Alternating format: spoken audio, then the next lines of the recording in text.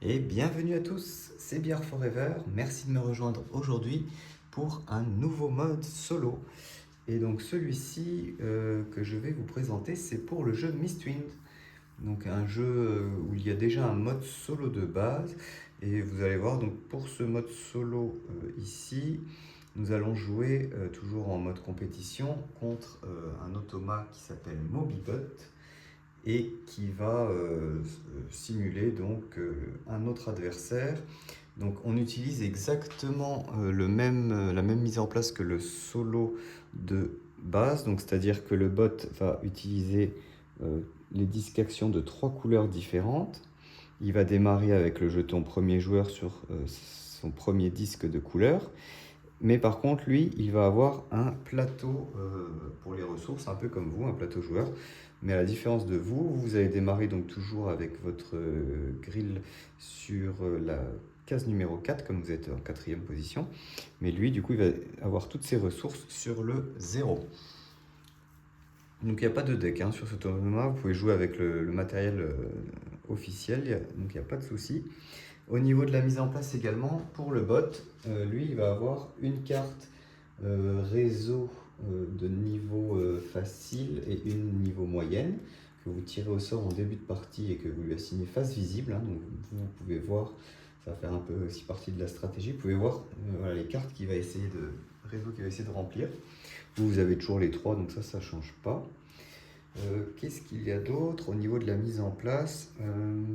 Donc vous avez votre transport déjà sur un des ports avec un drapeau, mais lui, il n'en place pas. Voilà. Mais durant la partie, il va placer des transports et des tours de guet. Ça, je vais vous l'expliquer. Voilà, donc le premier joueur, c'est lui. Il va placer ses 3 disques. Donc on va faire rapidement. Donc il se met exactement comme dans le solo officiel. Il essaie de se mettre de la gauche vers le haut, la droite, puis le bas, dans l'ordre qui est disponible. Donc il va faire les 3 disques. Donc là on a le 4, le 1.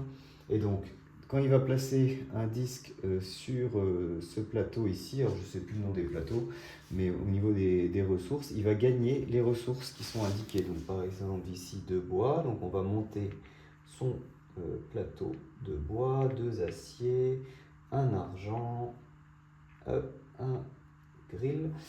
Ensuite le deuxième joueur pareil, c'est toujours lui, hein, du coup ils partagent le même plateau pour les 3 disques.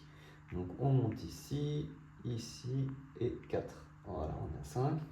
Ensuite, le troisième va jouer, il a un 4. Donc là, le 4 est déjà pris, donc il va aller, si possible, sur la rangée des personnages.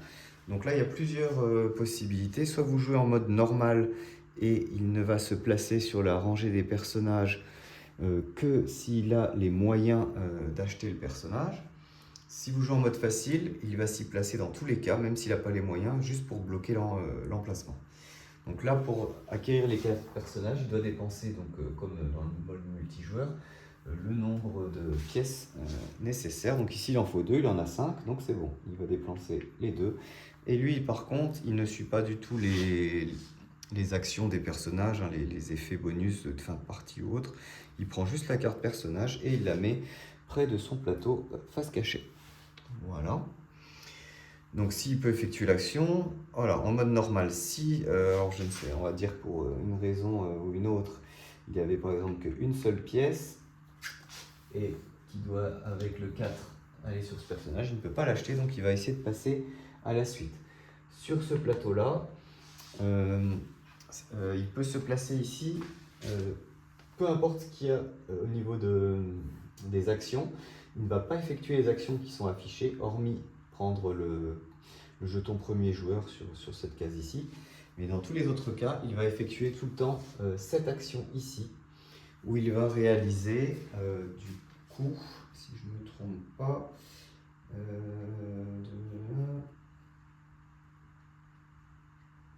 il peut construire jusqu'à 2 bâtiments, voilà, donc c'est ça, comme nous.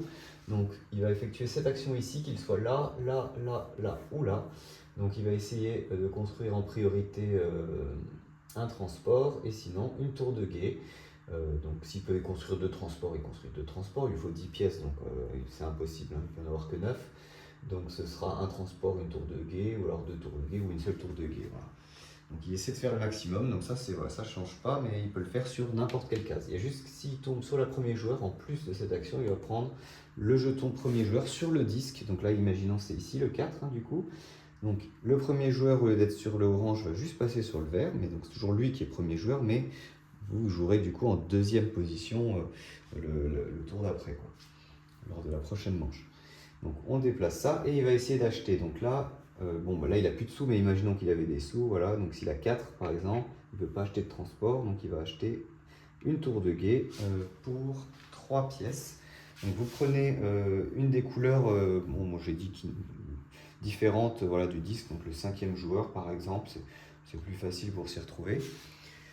Donc il prend sa tour de guet et où est-ce qu'il va les placer? Alors, au niveau des constructions, il va essayer de se mettre en priorité sur, donc là il faut regarder ses cartes de réseau, le port principal de la carte facile, s'il est encore disponible, s'il n'a pas construit dessus. Il peut construire que maximum un transport ou une tour de guet par case, hein. Il ne pourra pas en construire plus. Et il ne déplace jamais ses transports une fois qu'ils sont placés. Donc en gros, c'est juste ça va juste lui permettre de faire des réseaux, mais il ne se déplace pas. Idem, il ne charge aucun cargo, hein, aucune cargaison sur ses transports. Il ne décharge pas non plus. Voilà. Mais il va se placer pour pouvoir établir quand même un réseau. Donc, on regarde s'il fait une action de construction. Au niveau ici de cette case, ce plateau ici. Il va essayer d'aller sur le port central de la carte facile s'il est dispo. Donc ici il est dispo, c'est ici. Hop, il place son transport. Si jamais il n'était pas dispo parce qu'il avait déjà construit quelque chose, il essaie de se mettre sur le port principal de sa carte réseau secondaire, moyenne.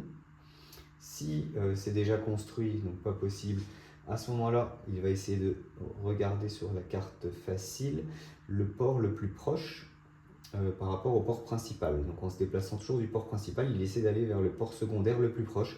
Donc ce port ici, bien qu'il semble le plus proche, il faut quand même, pour faire le réseau, le relier, il faut faire quand même voilà, il faut placer trois monuments. Alors que ici, il faut en placer que 2. Donc le plus proche, c'est celui-là. Donc il va essayer, il a déjà quelque chose là, il va essayer de se mettre ici. Pareil, si là c'est déjà pris, et donc il va se mettre ici, et donc là il aura enfin fait son réseau. S'il a déjà fait son réseau le plus court de sa carte principale, il essaie de faire le réseau le plus court de sa carte secondaire, donc pareil. Si les deux sont déjà faits, il revient à la carte facile pour essayer de faire le réseau le plus long, et si c'est déjà fait, le réseau le plus long de la carte moyenne. Voilà. Bon, c'est bien résumé dans les règles, là, je ne sais pas si ce que j'ai dit était clair. Mais dans les règles, c'est très facile, bien sûr, ça tient sur 3 lignes et vous ne pouvez pas vous tromper. Ensuite, voilà, donc si jamais il ne peut pas réaliser cette action-là parce qu'il n'a pas assez de pièces pour réaliser au moins une construction, donc un peu comme les personnages, en mode normal, s'il n'a pas assez de pièces, alors il va faire la dernière action de port qui, celle-ci, est toujours valide. Hein. Donc la première action qui est là, s'il peut se placer, est toujours valide, et l'action de port est également toujours valide en mode normal. Il y a juste ces deux actions personnage et puis travail, je ne sais plus comment ça s'appelle, donc c'est travail, qui n'est pas valide si jamais il n'a pas de ressources, il ne peut rien faire du tout.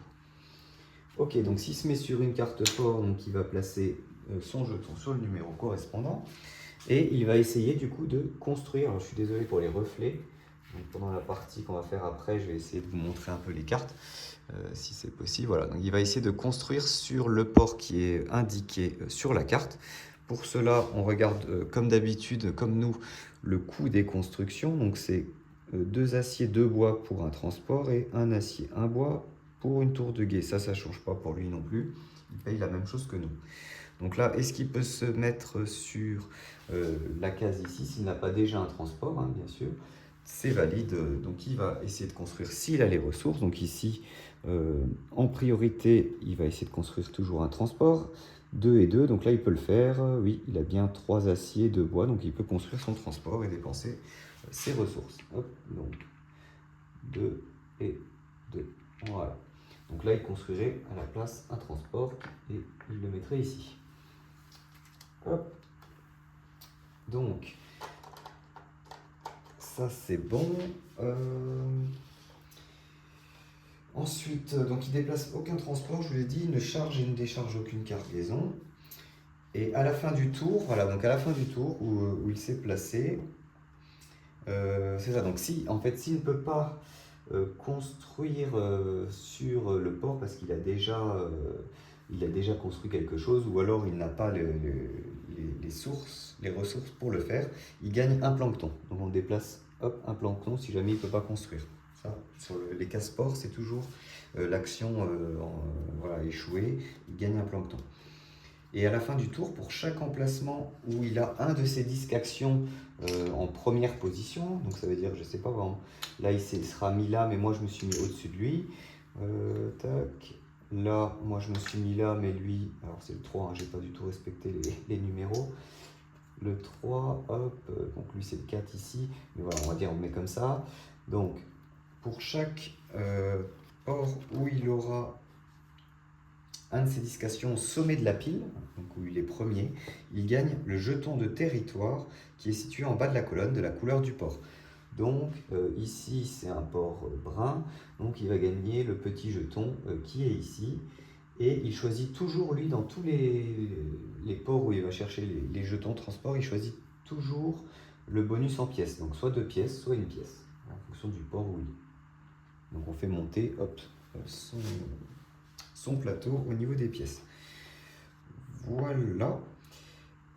Et donc voilà, pour chaque emplacement, donc ici, moi je suis au sommet de la pile, donc là c'est moi qui vais bénéficier de l'action bonus en bas. Là, je suis également au sommet de la pile, donc c'est moi, mais ici, il est au sommet de la pile. Donc au lieu d'effectuer l'action bonus qui est en bas, lui, il gagne un jeton de cargaison de la couleur en question. Il le prend et il le retourne voilà, directement. On voit point de victoire visible et ça va lui aider aussi pour ses objectifs. Donc au niveau des récompenses, donc il va essayer comme nous de gagner les récompenses de manche qui sont ici. Voilà, donc dès qu'il a effectué une action, s'il y a une récompense qui est éligible, alors il va la prendre et la retourner, la garder près de lui, donc voilà, pour des points de victoire. Donc il suit exactement ce qui est écrit, il doit avoir ce qui est écrit pour pouvoir gagner les récompenses. Et donc en mode difficile, donc là je vous ai montré le mode normal, le mode facile au niveau des placements des disques. En mode difficile, il y a une petite variante que j'ai appelée Nourrissez les baleines. Dès que Mobibot va posséder 9 planctons sur son plateau, à ce moment-là, il va les défausser, donc tous, hop, en repartant à 0, et il va obtenir un jeton de territoire dans chaque région où il a placé un transport. Il prend le bonus de pièces normalement, voilà, parce qu'il va prendre un jeton de territoire. Donc si, imaginons, il avait, je sais pas, une baleine là par exemple, voilà. Donc là, il a un transport dans la région violette, donc il va prendre hop, le petit bonus violet qu'il va mettre près de son plateau. On descend les bonus comme d'habitude, ça ne change pas. Et en même temps, donc pour les 9 planctons, il va, comme là il a 2 transports dans la même couleur de port, au lieu de prendre 2 jetons ou petits jetons, il va prendre un grand jeton, un capital, je crois que ça s'appelle, celui de gauche, qui va prendre, hop, et mettre de lui, ça lui vaudra 2 points de victoire, et aussi au niveau à la fin, pour déterminer celui qui a le plus de cargaison, ça compte aussi double. Voilà, donc ça c'est le petit mode difficile, donc il faut faire attention, dès s'il va placer des baleines, des transports dès le début, il peut, voilà, en mode difficile, être assez dangereux avec cette petite stratégie ici. Alors moi c'est vrai que là dans le jeu, je vous conseille de jouer soit en normal, soit en difficile pour votre première partie. Je pense que le mode normal est bien, le mode difficile est sympa parce qu'on utilise un peu les planctons ici, donc les grilles, ouais, donc ça peut être sympa quand même. Donc à vous de voir, vous pouvez démarrer en normal ou difficile et puis ajuster en fonction de la difficulté. Voilà, donc ça c'était pour... voilà. Et donc le dernier petit point au niveau de la récompense d'un jeton réseau. Donc les jetons réseau, c'est ces petites clés là qu'on a sur le plateau, les 4 petites clés, chaque couleur. Donc nous, on doit faire le fameux chemin entre la capitale et le port qui est indiqué donc, normalement. Mais lui, vu qu'il va placer ses constructions de manière un petit peu aléatoire, à part avec ses cartes, du coup, il a un petit avantage sur nous, c'est que lui, pour réclamer un de ses jetons, il va devoir seulement réaliser un réseau entre le drapeau de la couleur du jeton. Donc on va prendre par exemple celui-ci, c'est le jeton violet. Donc il doit réaliser un réseau entre le drapeau du port violet et le port indiqué sur le jeton. Donc ici c'est le drapeau mauve. Voilà, donc il doit réaliser un réseau entre ce drapeau-là et le port qui est dessiné, donc est celui-ci. Donc il n'y a que 4 finalement monuments à placer, et il aura à ce moment-là, hop, il va revendiquer lors de son tour la première ou deuxième place en fonction de ce qui est disponible. Donc si on prend celui-ci, il doit réaliser un réseau entre le drapeau vert du coup de la clé correspondante et le symbole de café mauve. Donc là par exemple il n'y a que finalement deux constructions à placer pour revendiquer. Voilà.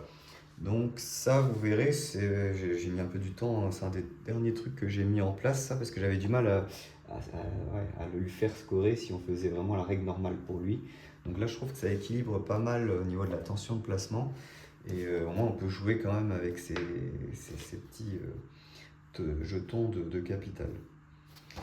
Voilà, et donc la fin de partie, elle est déclenchée normalement, donc après la 4e manche, du coup on s'arrête à 4 manches en mode facile.